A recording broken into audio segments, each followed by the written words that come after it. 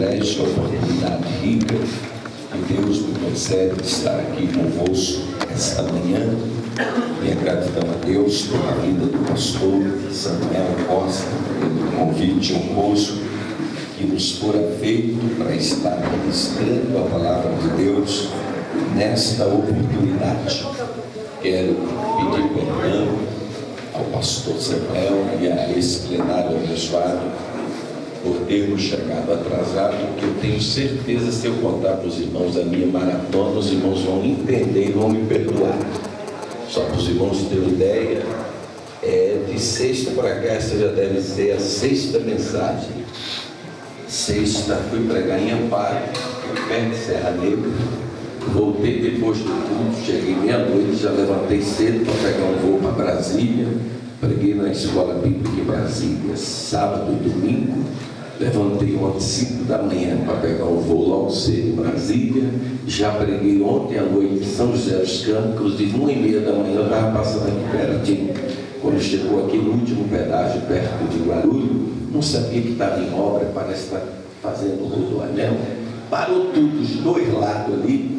Cheguei 2h30 da manhã em São José dos Campos. Prato já está aqui de manhã, então os irmãos imaginem, hoje à noite pregando a nossa sede lá no Belenzinho, na doutrina escalada pelo nosso pastor presidente. Então é a correria nossa, por isso que a gente realmente chegou aqui atrasado, mas eu conto com a compreensão dos amados. Queridos, abra a sua Bíblia comigo agora no livro de Juízes, capítulo 6 e o versículo 11.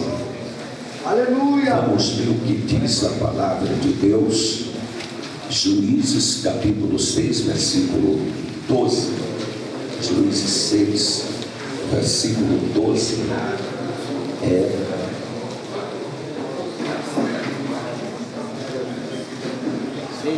Glória a Deus. Glória. Os que já encontraram Juízes, capítulo 6 e o versículo 12, pode dizer amém? Amém. Está escrito: então o anjo do Senhor lhe apareceu e lhe disse: o Senhor é contigo, varão valoroso. Levante sua mão direita para os céus, feche os seus olhos, peça a Deus para falar conosco agora. Soberano Deus e eterno Pai, no nome precioso de Jesus Cristo, nosso Senhor, temos lido a tua palavra. Fala conosco de uma maneira tremenda e poderosa. Queremos sair daqui, Senhor, alimentados, sustentados, renovados, despertados e avivados pelo poder da tua palavra.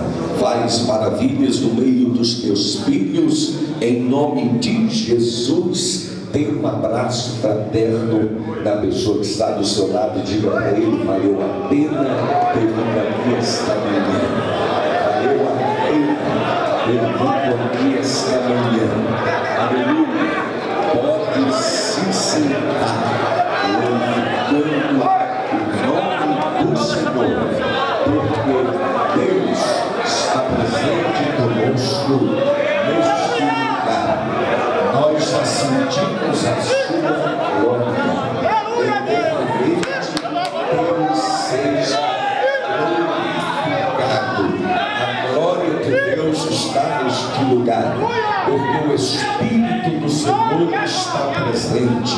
É tão maravilhoso nos reunirmos em um local como este, em um retiro espiritual, nos afastando da correria da cidade, da agitação dos grandes centros urbanos, e vir buscar a presença de Deus. É algo realmente extraordinário, algo que o próprio Jesus nos deixou exemplo. Jesus, queridos irmãos, ora estava sendo ovacionado pela multidão, multidões querendo arrebatá-lo até para fazê-lo rei, mas ele, queridos irmãos, se retirava do meio dos holofotes, podemos dizer assim, e ia para o monte para orar sozinho, para buscar a Deus, em um momento de meditação espiritual.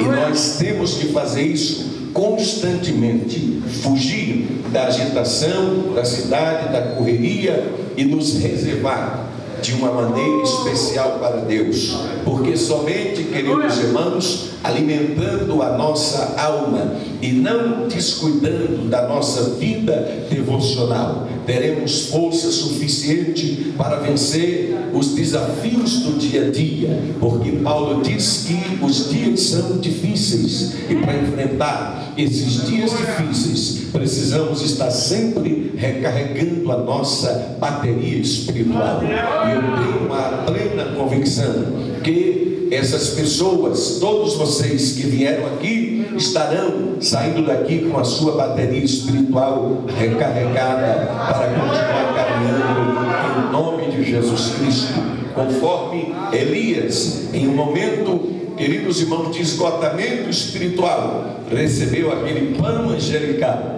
e a Bíblia diz que com a força daquela comida ele caminhou 40 dias sem ter fome, porque o anjo disse: o caminho te será sobremodo longo. Da mesma forma, Deus manda dizer para você: o teu caminho é longo, se alimenta bastante para que você seja refeito as suas forças e continue fortalecido no Senhor, para a glória de Deus Pai. Queridos e amados irmãos, é bom estar neste lugar. Quando eu estava vindo pregar, naturalmente eu estava pedindo a Deus uma palavra que colocasse no meu coração, e exatamente Deus colocou no meu coração esta palavra: o Senhor é contigo, varão valoroso. Interessante, queridos irmãos, que quando eu cheguei aqui, o pastor Samuel estava justamente batendo nessa tecla, dizendo que o Senhor é conosco. E eu estava ali estacionando o carro, e eu pensei: está dentro daquilo que Deus colocou no meu coração. Queridos irmãos, é importante observar que esta passagem bíblica revela um momento especial em que Deus chamou a Gideão. E é interessante observar que nesse período dos juízes, um período muito difícil na história de Israel, o povo nessa época estava enfrentando desafios grandes. As nações em volta, quando se fortaleciam mais do que os filhos de Israel, elas passavam a se tornar nações opressoras, e elas passavam a oprimir os filhos de Israel nesse período.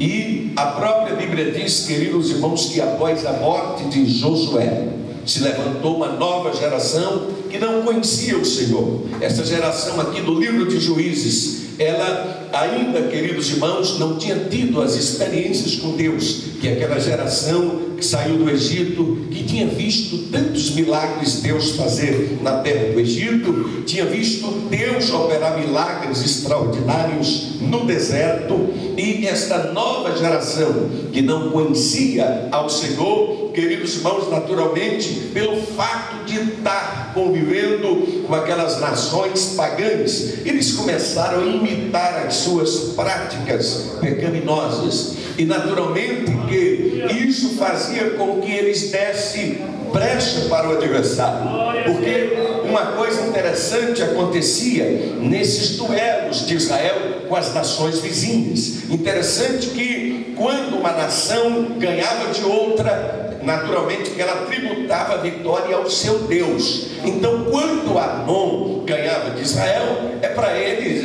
Milcom, o Deus deles, era mais forte que o Deus de Israel. Quando Moabe ganhava a guerra contra Israel, para eles Moloque era melhor, mais forte do que o Deus de Israel. Quando os cananeus prevaleciam contra Israel, para eles Baal era mais forte do que Jeová, e assim sucessivamente. Mas, queridos irmãos, nós que compreendemos a palavra de Deus, que temos a revelação da palavra de Deus, nós sabemos sabemos muito bem que quando Israel perdia uma guerra para aquelas nações inimigas, não era o Deus deles que dava vitória, era o próprio Deus de Israel que permitia o Israel ser derrotado para disciplinar o seu povo por causa do seu próprio pecado. Mas eles iam lá celebrar os seus deuses, dizendo que eram os seus deuses que davam vitória, que aliás o próprio Deus provou que isso não é verdade, que lá quando os filisteus prevaleceram contra Israel, que levou a arca da aliança, a Bíblia diz que eles pegaram a arca da aliança e levaram lá para o templo de Dagon como um troféu, como se o Deus de Israel fosse derrotado diante de Dagon, e colocou a arca da aliança lá diante da estátua de Dagon. Mas Deus, para provar que verdadeiramente Ele que permitiu Israel ser entregue nas mãos dos filisteus para discipliná-lo, o que é que aconteceu? Quando eles chegaram lá no outro dia, estava a estátua de Dagon caída diante da arca do Deus de Israel, para mostrar para ele que o Deus de Israel é maior que todos os deuses. E para que eles não pensassem que era uma mera coincidência, foi lá, consertou a estátua. Aí no outro dia, quando entraram lá, a estátua estava toda espatifada diante da arca do Deus de Israel, porque o Deus de Israel é maior que todos os deuses. Então, queridos e amados irmãos, aquelas nações que permaneceram no meio dos filhos de Israel, o próprio Deus havia dito a Moisés: olha, eu vou deixar um resto desse povo para poder provar a vossa obediência, mas se vocês fizerem a vontade deles ou cometerem os mesmos erros que eles serão como espinho aos vossos olhos, terão tropeços para vocês. E de fato, quando aquela geração imitava o pecado daquelas nações, o próprio Deus permitiu que eles fossem oprimidos. E a Bíblia fala em Juízes capítulo 3 que quando os filhos de Israel fizeram o que é mal diante dos olhos do Senhor, Deus permitiu que eles vivessem debaixo da opressão de Cusã-Risataim, rei da Mesopotâmia, que os oprimiu por um período de 8 anos. Mas a Bíblia diz que clamaram os filhos de Israel ao Senhor, e o Senhor suscitou um libertador, Eude, que libertou Otiniel, que libertou Israel das mãos de Cusã-Risataim, rei da Mesopotâmia. Depois a Bíblia diz que eles fizeram o que era mal diante dos olhos do Senhor, e Deus permitiu que eles fossem oprimidos 18 anos debaixo da opressão de Moabe.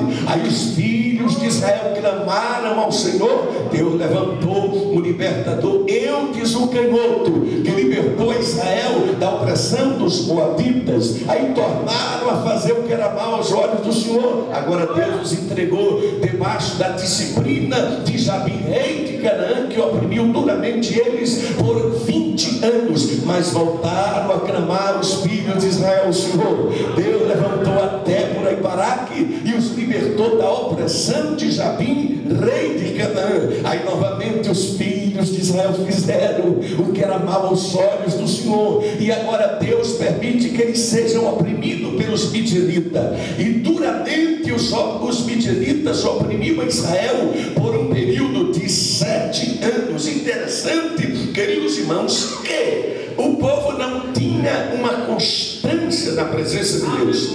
Eles experimentavam momentos, queridos irmãos, de comunhão com Deus. De repente o povo mergulhava novamente no pecado. Você percebe claramente e repetidamente no livro de Juízes, eles caindo e Deus levantando, caindo e Deus levantando. Não tinha uma regularidade, não tinha uma constância. E eu penso, queridos e amados irmãos, que verdadeiramente, às vezes a própria vida cristã é uma vida de altos e baixos, queridos. Muitas das vezes você não consegue se manter num pico espiritual o tempo todo. Uma hora você está com uma fé que remove a montanha, outra hora você está com uma fé que não remove nem uma palha seca. Uma hora você está desafiando 400 profetas de Baal no Monte Carmelo, outra hora você está debaixo de um zimbro pedindo até a morte, como aconteceu com Elias. Então perceba, queridos e amados irmãos, que uma hora você está atravessando o vale, outra hora você está no pico da montanha. Mas eu tenho uma plena convicção que nesta manhã Deus nos reuniu aqui para nos encher da sua graça e do seu poder e renovar as tuas forças, porque o projeto de Deus sua vida é grande. Quantos tomam posse desta palavra? Levante sua mão, glorifique o nome do Senhor. Aleluia! E Deus está falando ao meu coração que você está em um momento de preparação. Aleluia! Diga para a pessoa que está do seu lado: aqui é uma escola de preparação. Aleluia! Deus está te preparando para coisas maiores. Deus está te capacitando para coisas maiores. Deus está te dando estrutura para coisas maiores. Deus está fortalecendo as bases do teu ministério. Deus está firmando bem as estacas. Deus está fortalecendo a tua vida para que você possa administrar coisas grandes que Deus está entregando nas suas mãos.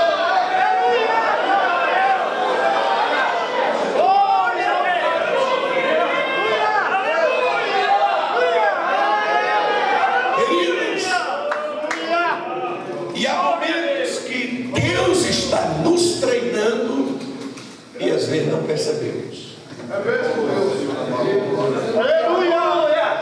Há um momento que Deus permite que você fique no ostracismo, no anonimato. Enquanto isso, Ele está lhe preparando para depois te apresentar para a multidão. E às vezes você não percebe que Deus está lhe treinando. Você percebe claramente, queridos irmãos, que todas as nossas atitudes contam muito diante de Deus. Eu fico observando que tem pessoas que se preocupam muito em fazer as coisas diante dos olhos das pessoas. Tem pessoas que se preocupam muito em fazer a coisa, às vezes, para mostrar o pastor da igreja, mostrar o líder. Queridos, deixa eu contar uma coisa para você. Você tem que primeiro fazer para Deus, porque quem te exalta é Deus. Os pastores são os canais que Deus usa apenas para reconhecer aquilo que Deus já viu em você. Agora Deus começa a avaliar sua atitude com ele. É o que aconteceu com Gideão. Quando a Bíblia diz que os midianitas oprimiam Israel, eles invadiam como gafanhoto o território de Israel e não deixavam nenhum alimento em Israel. A Bíblia diz que eles não deixavam nenhuma subsistência alimentar em Israel. Vocês sabem que a forma do gafanhoto é devastar tudo que eles encontram. E assim eles faziam. Os lugares que ele logo ia atacar era ele, onde ficava armazenado o trigo. E os irmãos sabem como aqueles povos dependiam tanto do trigo, a sua fonte maior de alimentação, porque o trigo produzia muitas coisas, farinha, produzia naturalmente o pão para alimentar aquelas nações. E eles iam para ele e levavam tudo, deixavam Israel desprovido de alimento. Mas aí Gideão pegou o trigo e foi malhar no lagar. Ou seja, ele quis, na verdade, dar um nó no inimigo. Ele quis despistar do inimigo, enganar o inimigo, porque inimigo sabedor que trigo se encontra na eira, ele não ia buscar trigo no lagar, porque lagar é lugar de produzir uvas e não de produzir trigo. Trigo se produz na eira, uvas, vinho se produz no lagar. Mas ele inverteu as coisas, ele foi malhar o trigo no lagar. E o próprio Deus, queridos irmãos, gostou daquela sabedoria dele. Todos os gestos que você faz, querido, não passam despercebidos diante de Deus. A Bíblia diz em Hebreus 4,13, grave bem isso, que todas as coisas estão nuas e patentes diante dos olhos de Deus.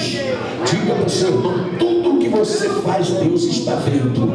Os olhos de Deus estão em todo lugar. Nada escapa aos olhos de Deus. E Ele está avaliando a forma que você está fazendo as coisas. Estava lá Gideão pensou: ninguém está me vendo aqui. Engano. Quem sabe você tem dito: ó, ninguém está me vendo, ninguém está reconhecendo o meu trabalho, ninguém está vendo o meu talento, ninguém está vendo o meu esforço, mas Deus está vendo, e Ele está investindo na sua vida, e no momento certo Ele vai tirar você do anonimato e vai te apresentar para a multidão, porque Deus tem grandes coisas na sua vida. Bata a mão no ombro do seu irmão e diga para ele: o que Deus tem para você é maior do que o que você possa imaginar. O que Deus tem para você é maior do que o que você possa imaginar. Crente não consegue pensar pequeno. Quem tem um Deus grande como o que a gente serve, consegue pensar pequeno? Não tem como. Aleluia. Sabe por quê? Porque a Bíblia diz que Deus é tão grande que Ele mediu o céu a palmo. Já imaginou o tamanho da mão de Deus? A Bíblia diz que Deus é tão grande que Ele pegou todo o pó da terra e colocou dentro de uma concha. Já imaginou o tamanho da concha de Deus? A Bíblia diz que Deus é tão grande que Ele pegou todas as águas do oceano e colocou dentro de uma taça. Já imaginou o tamanho da taça de Deus? A Bíblia diz que Deus é tão grande que Ele pegou todos os montes e pesou numa balança. Já imaginou o tamanho da balança de Deus? A Bíblia diz que Deus é tão grande que as nuvens são apenas um pó dos seus pés. A Bíblia diz que Deus é tão grande que nem o céu dos céus cabe Ele. A Bíblia diz que Deus é tão grande que a terra só serve de tapete para os seus pés. A Bíblia diz que Deus é tão grande que Ele se assenta na roda do globo terrestre para contemplar todos os moradores da terra, que são como pingos no balde d'água. As nações ainda menos do que nada. Sabe por quê? Porque não há Deus maior, não há Deus tão grande como o Deus que você serve. Por isso que Deus é maior do que o teu problema. Quantos podem adorar a sua grandeza? Permaneça com as mãos levantadas, adorando a Ele por um minuto.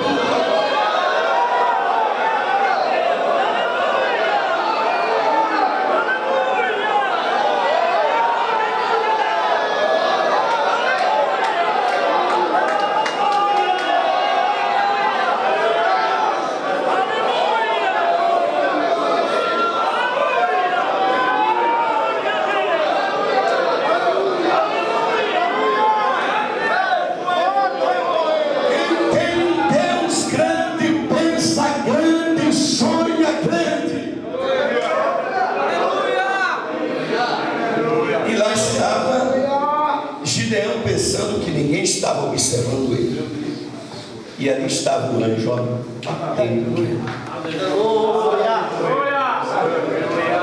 E se ele fizesse alguma coisa errada ali também, o anjo ia ver da mesma forma. Queridos,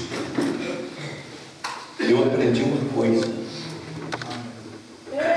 Deus exige de nós, os seus servos, uma vida tão transparente que você deve se comportar, mesmo quando você está sozinho, não tem mais ninguém, como se você estivesse sendo visto por uma grande multidão. Eu nunca esqueci uma mensagem que o pastor Wellington Júnior pregou no Belém há alguns anos. Quando ele pregou sobre a unção de Davi, ele falou uma coisa que nunca mais saiu da minha mente, eu tomei para mim aquilo. Ele disse que quando Davi venceu Golias, olha que colocação inteligente, são aquelas coisas que Deus dá ao pregador na hora da mensagem, e eu acredito que a mensagem já vale toda ela, só por causa daquela colocação, às vezes de uma frase, de uma expressão. E ele diz: quando Davi venceu Golias, ele venceu diante de toda a multidão, e ele colheu os louros da vitória, porque ele foi aplaudido, ovacionado por toda a multidão. Ele saiu do anonimato da noite para o dia, pegou um renome nacional por aquela proeza que ele fez de vencer o gigante Golias. Mas aí, depois que Deus o exaltou, colocou lá nos pícaros do sucesso, da glória, e agora ele estava passeando no palácio, e ele viu lá uma mulher despida se banhando. Davi agora não estava diante de uma multidão, só Deus estava observando ele. É verdade. Ali tinha Deus, Davi e a mulher. E o que eu achei mais lindo é que ele disse assim: é como se Deus estivesse dizendo: Davi, Golias você venceu para a multidão. Agora essa eu quero que você vença para mim.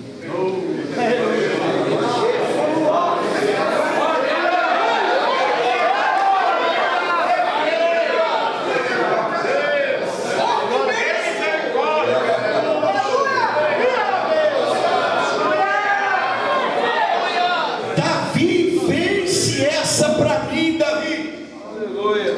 Ninguém está te vendo, Davi, só eu. Mas vence para mim essa, Davi. Oh, querido.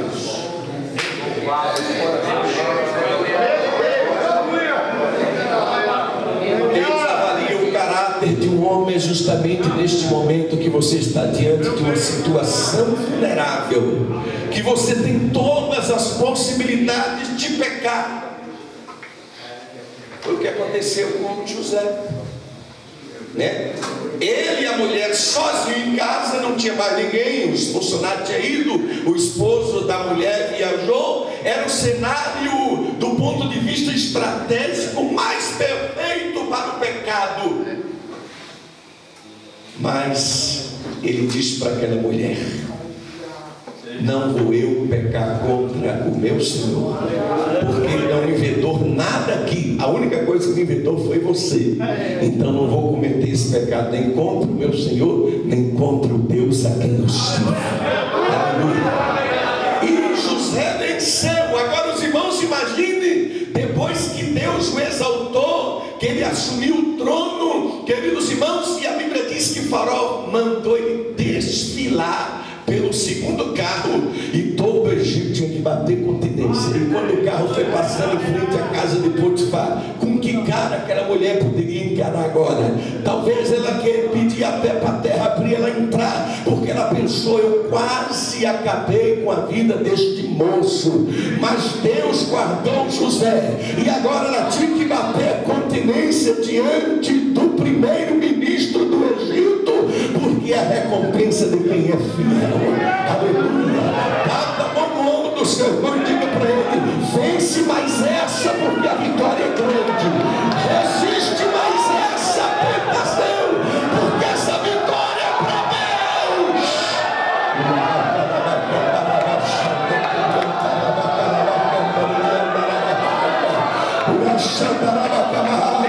Satanás tem preparado laços para tentar te derrubar, para tentar manchar a tua vida, mas Deus tem te guardado. Você não caiu ainda, não é porque você é bonzinho, não é porque você é forte, é porque Deus tem te guardado, tem te mantendo de pé. Vence mais essa, porque essa é para Deus, essa é para Deus, essa é para Deus, e a vitória vai vir para a tua vida.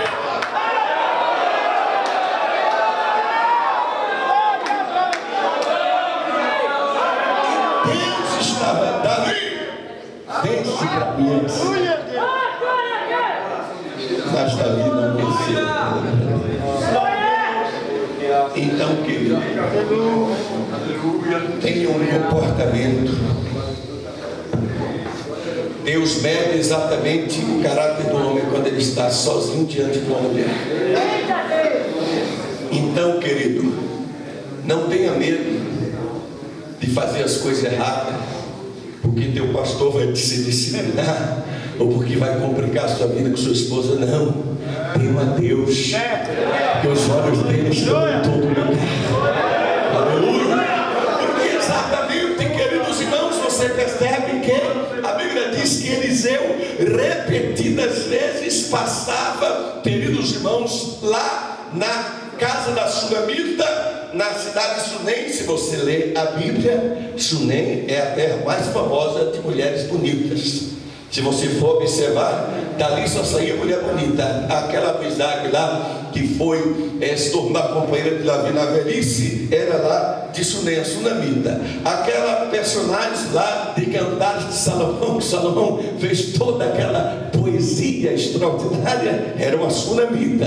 Então, por lá passava Eliseu, que na casa daquela sunamita, queridos irmãos, e a Bíblia diz que ela própria, depois de estar observando ele, o caráter dele, a pureza dele, ele não olhava para ela com nenhuma má intenção, ele tinha colírio espiritual nos olhos, porque na hora que você olhar para uma mulher, você não pode olhar apenas o corpo dela, olhe que atrás do corpo tem uma alma ali que pertence ao Senhor, que é necessitada de Deus, e para isso você tem que ter olhos espirituais, aleluia. E Eliseu teve um comportamento de um homem de Deus, a ponto da mulher chamar o marido e dizer: olha, esse que passa sempre por aqui é um santo homem de Deus, aleluia. Que as pessoas possam dizer o mesmo de você, aleluia. Bata a mão no ombro do seu irmão e diga para ele: se prepare para o que Deus vai fazer na tua vida.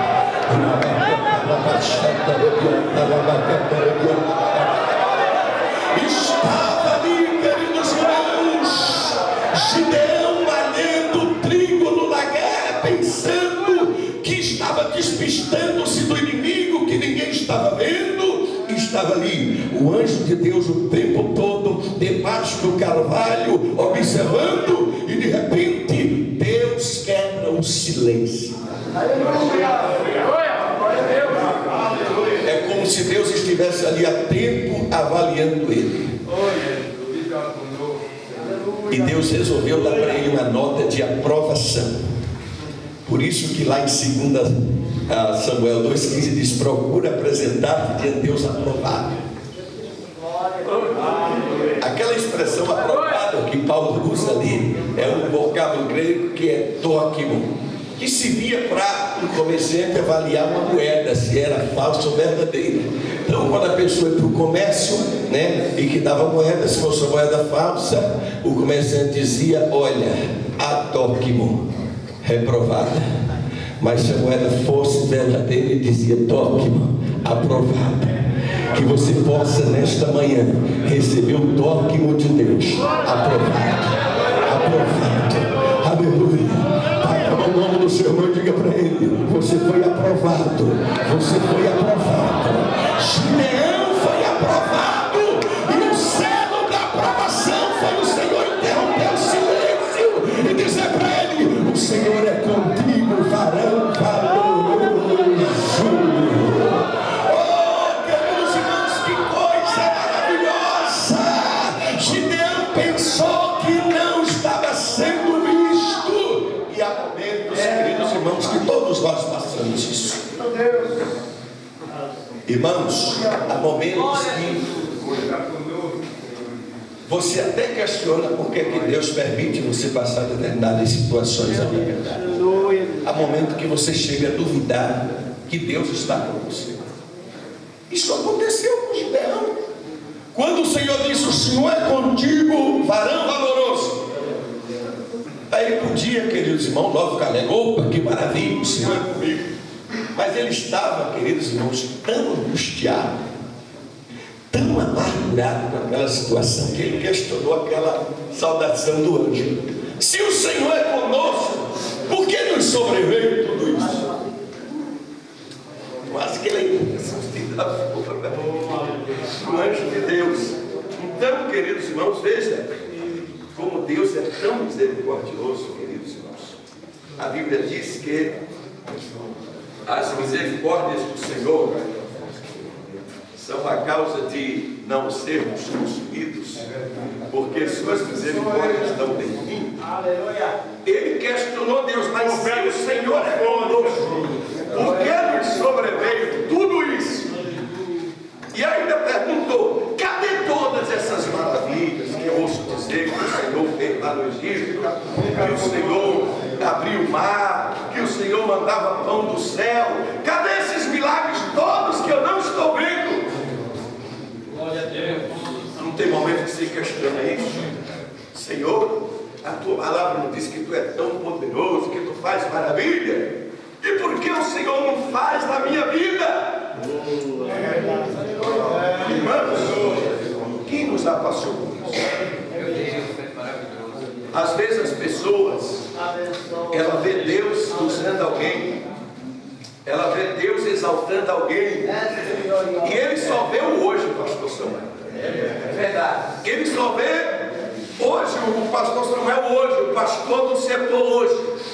Mas vai saber o que ele passou até chegar aqui. Irmãos, tem momentos na nossa vida que Deus nos prova tanto que como diz o nordestino, aí o Ronaldo gosta muito de usar essa expressão, que Deus bota para torar, né?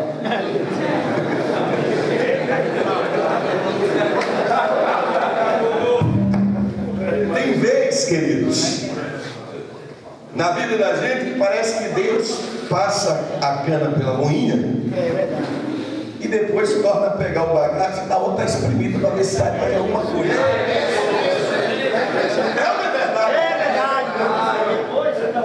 Irmãos, é um momento na minha vida.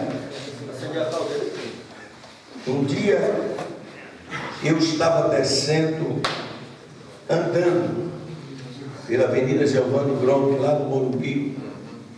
Na época eu trabalhava numa imobiliária lá, no Coelho da Fonseca, quase 15 anos atrás, isso. E eu estava passando uma prova tão grande, irmãos, que eu disse aquela Giovanni Gronchi ali, chorando.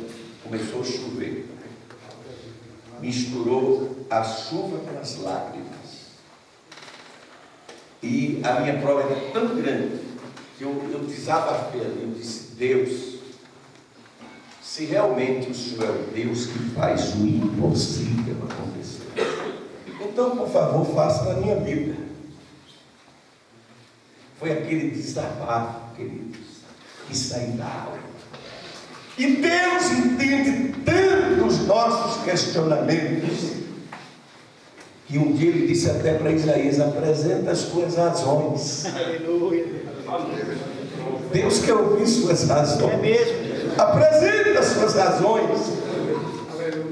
E Gideão questionou: mas se o Senhor é conosco, por que nos sobreveio tudo isso? Irmãos, Deus não reclamou da atitude dele. Deus também não retrucou. Deus só ouviu, como se tivesse: meu filho, eu estou vendo o teu sofrimento, você tem toda a razão, mas vai nesta tua força. Livra Israel como se fosse um homem, já que eu estou contigo. Aleluia! Porque Jesus disse: sem mim nada podeis fazer, mas quando o Senhor é contigo, tudo prospera, tudo dá certo, tudo avança, tudo flui, queridos irmãos. Exatamente, a Bíblia diz que o grande segredo dos homens mais vitoriosos da Bíblia era o Senhor ser com eles. A Bíblia diz repetidas vezes esta frase, lá em Gênesis 39, você vai ver exatamente essa frase: e o Senhor era com José. E o Senhor era com José. Ele foi parar no mercado de escravos do Egito, e o Senhor era com José. Ele foi comprado para a casa de Potifar, e o Senhor era com José. Ele foi parar lá no calabouço por causa da calúnia da mulher, e o Senhor era com José. Aonde ele chegava, o Senhor era com ele. Meu querido, não importa onde você esteja, o Senhor é contigo. Ele está te observando. O Espírito de Deus fala ao meu coração que a partir de hoje ele vai começar a investir em você. Profetize para o teu irmão dizendo: Deus está investindo em você. Deus está investindo em você para uma grande obra.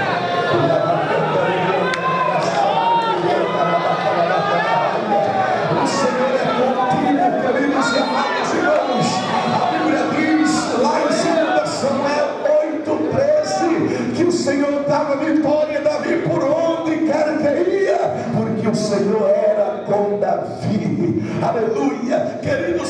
uma frase na Bíblia extraordinária. É uma das frases, queridos irmãos, que eu considero como se fosse o antídoto divino contra o medo e o receio. Todas as vezes que aparece essa frase na Bíblia, é no momento de maior apreensão, é no momento ou quando a pessoa está com medo, ou quando a pessoa recebeu uma missão tão grande que ele se acha pequeno demais para esta missão. E todas as vezes que aparece essa frase na Bíblia, é uma frase de encorajamento. Exatamente, queridos irmãos, a Bíblia fala lá em Gênesis capítulo 15, versículo 1, pela primeira vez aparece esta frase. A Bíblia diz que depois desses acontecimentos, o Senhor apareceu para Abraão e disse: o Senhor, não temas, porque eu sou o teu escudo, o teu grandíssimo galardão. Grave bem isso, não temas. É isso que Deus manda dizer para você: não temas, porque Deus não perdeu o controle das coisas. Deus está no controle de todas as coisas. Diga você: não, Deus sabe até quantos fios de cabelo tem a tua cabeça. Deus sabe até quantos fios de cabelo tem a tua cabeça.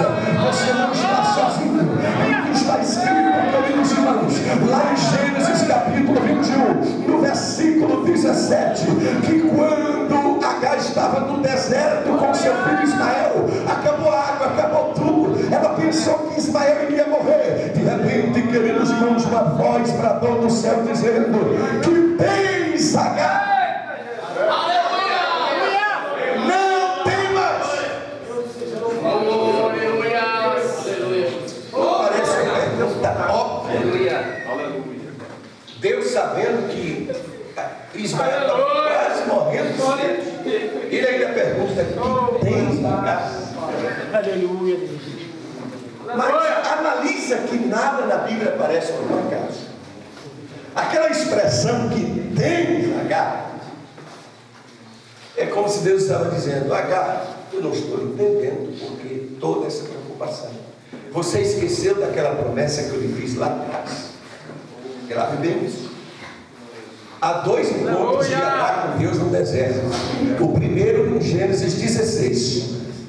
Quando ela ainda estava grávida de Ismael, Deus disse: você vai conceber e vai dar à luz um filho, e eu vou fazer dele uma grande nação. O segundo encontro com ela no deserto foi em Gênesis 21. Ismael já estava grandinho, adolescente. E quando Deus pergunta: que tens, Agar? É como se ele estivesse dizendo: Agar, você esqueceu que lá atrás eu disse que faria do teu filho uma grande nação? Você acha que eu vou deixar ele morrer aqui nesse deserto? Eu penso que da mesma forma acontece conosco. Deus nos fez promessas lá atrás, e na primeira luta que você enfrenta, você pensa que é o fim, se entrega: eu vou morrer. Vai morrer nada, meu querido. Enquanto você está pensando em morte, Deus está pensando em vida.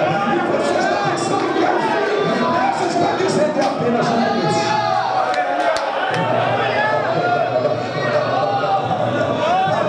Você não diga: estou apenas começando, meu filho.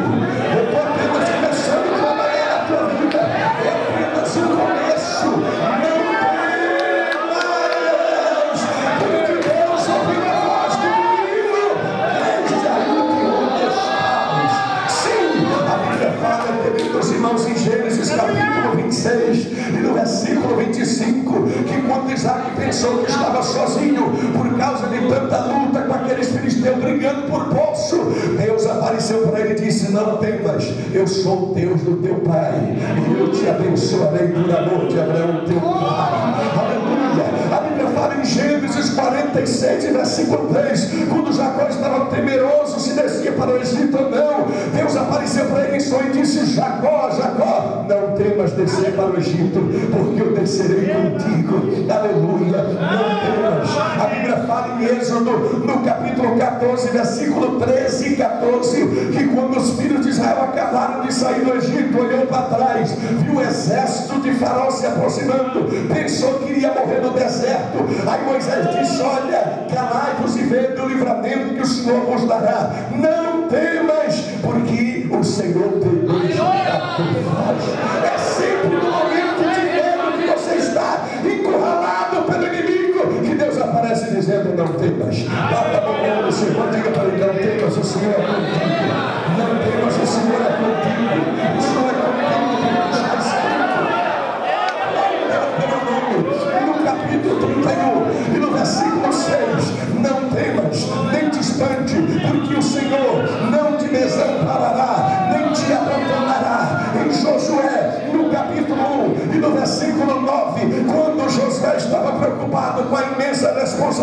de suceder um líder da altura de Moisés. O Senhor disse: não temas, nem te espantes, porque o Senhor teu Deus é contigo por onde quer que andares. Está escrito em Juízes capítulo 6, no versículo 23, o próprio Gideão, depois que teve aquela revelação de Deus, a Bíblia diz que depois que ele ofereceu aquela oferta, que o Senhor tocou com o cajado da rocha, subiu fogo, e o anjo desapareceu, ele caiu com o rosto no pó com a sua esposa e disse: nós vamos morrer.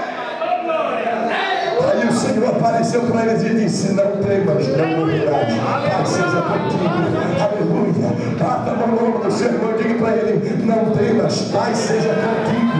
Pai seja contigo, não morrerás. Está escrito lá em Isaías capítulo 41 e no versículo 10: não temas, porque eu sou contigo, não te espantes, porque eu sou teu Deus, eu te sustento com a minha destra fiel. Em Isaías 41:13 está escrito: porque eu, Senhor teu Deus, te tomo pela tua mão direita e te digo: não temas, que eu te ajudo. Isaías 41:14 está escrito: não temas, ó povozinho de Israel, porque eu te ajudo. Está escrito em Jeremias capítulo 1, versículo 8: não temas, porque eu sou contigo para te livrar, diz o Senhor. Está escrito em Ezequiel capítulo 3, versículo 7: filho do homem, ainda que habite no meio de serpentes e escorpiões, não temas, fale a minha palavra. Está escrito em Daniel capítulo 10 e no versículo 19: não temas, homem muito amado, Pai seja contigo. E quando ele falou, eu fiquei fortalecido e disse: fala, meu Senhor, pois me fortaleceste. Está escrito em Sofonias capítulo 3, versículo 16: não temas, ó Jerusalém, nem se afrouxe as suas mãos. Bata no nome do Senhor, diga para ele: não afrouxe suas mãos, não. Deus é contigo, você não está sozinho, não temas. Está escrito em Mateus capítulo 14 e no versículo 27, que quando os discípulos estavam comendo em alto mar, pensando que era um fantasma, Jesus disse: não temas, sou eu. Em Marcos capítulo 5 e no versículo 36, quando Jairo pensou que era o fim, porque chegou um mensageiro dizendo: nem precisa mais incomodar o mestre, porque a tua filha já morreu. Jesus virou para ele e disse: não temas, eu somente creio. É mentira do diabo que diz que está perdido. Você vai sair da fortalecida pelo Senhor. Diz é escrito em Lucas capítulo 1 e no versículo 13 que o anjo Gabriel apareceu para Zacarias e disse: Zacarias, não temas, porque a tua oração foi ouvida diante de Deus. Está escrito em Lucas capítulo 12 e no versículo 7: não temas, porque até os cabelos da vossa cabeça estão todos contados. Está escrito em Lucas capítulo 12, versículo 32: não temas, ó pequenino rebanho, porque ao Pai agradou dar-vos o seu reino. Em João capítulo 6 e versículo 20, Jesus disse: sou eu, não tem mais. Em Atos capítulo 18, versículo 9 e 10, quando Paulo estava pregando em Corinto, pensando que seria apedrejado por algum inimigo, o Senhor apareceu para ele de noite e disse: Paulo, não temas, fala e não te cales, porque eu tenho muito povo nesta cidade. Em Apocalipse capítulo 1, versículo 17, a Bíblia diz que quando João viu a ele, caiu aos seus pés como morto. Ele tocou a sua destra nele e disse: não temas, eu sou o primeiro, eu sou o último, eu estive morto, mas vivo para todo sempre.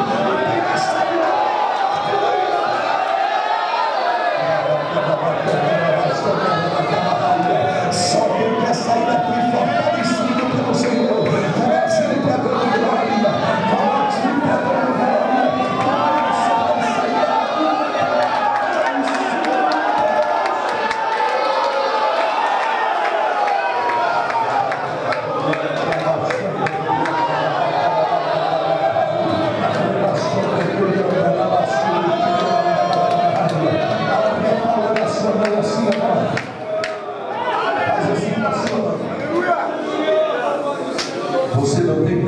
sangue que Deus vai colocar nas suas mãos agora.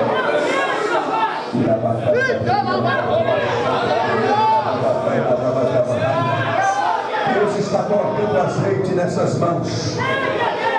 Essas mãos que Deus te deu, Ele vai usar para fazer milagre. Comece a fazer prova de Deus a partir de hoje. A partir de hoje você vai colocar a mão sobre os enfermos e eles vão ser curados. Você vai colocar a mão na cabeça de pessoas e Jesus vai batizar com o Espírito Santo na hora. Deus vai começar a usar tuas mãos como nunca antes na tua vida.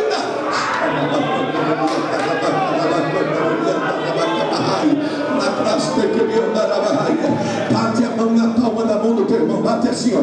Bate assim bem na palma. Diz para ele: Deus está colocando unção agora. Nessas mãos Deus está colocando unção. Deus está colocando poder nessas mãos agora.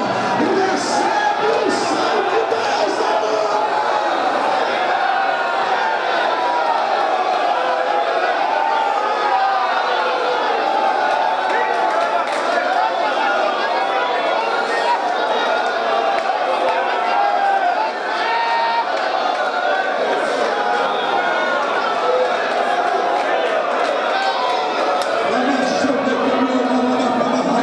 Permaneça com as mãos abertas ainda. Feche os seus olhos. Poderoso Deus e eterno Pai, em nome de Jesus eu quero fazer um pedido de profeta agora. Aonde houver um crente dando glória neste lugar, aonde houver um servo do Senhor dando aleluia, aonde houver um servo do Senhor com a palma da mão aberta, como prova que tu vai usar muito este teu servo. A partir de hoje eu quero fazer um pedido de profeta agora. Coloque uma brasa de fogo no teu altar, na palma da mão deste teu servo. Enche ele de poder agora. Olha o céu, olha o céu, olha o céu, olha o céu. Já começou, já começou. Aqui, aqui, aqui, aqui, aqui, aqui, aqui. Receba.